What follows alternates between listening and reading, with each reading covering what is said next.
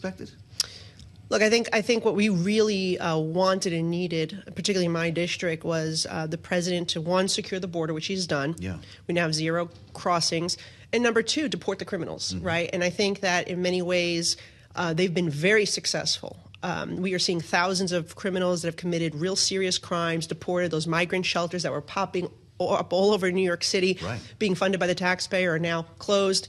But we also see that there are areas where they've gone too far. And we've had a real discussion about this with the Speaker and with the White House, because we want to see some type of balance here, right? And I think that's what the American people want. So you secure the border, you're deporting the criminals.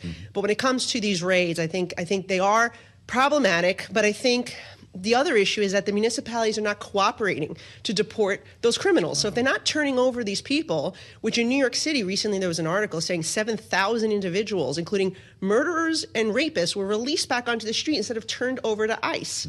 And so when you have a situation where the local government is not cooperating to enforce the laws of our nation, these raids happen because now they got to go in there and find those criminals. And the problem is you're putting public at risk, you're putting those officers at risk. And so we really do need to see a cooperation, some common ground. That we're going to focus on those criminals, but we need these local governments to cooperate with us. And then the second part of this is obviously immigration reform. Yeah. You know, there's a group of us, Hispanic Republicans, who met with the Speaker recently. We've been also pushing for a meeting with the president himself to talk about the need for immigration reform. I represent a district where we have a very diverse population. Yeah. And even, this Ukrainian parole program, that's now, when people have to renew for that, it's taking a very long time. And these people are here legally and working, and they end up losing their jobs because they can't get their parole renewed. And we're seeing the same thing with work authorizations and visas.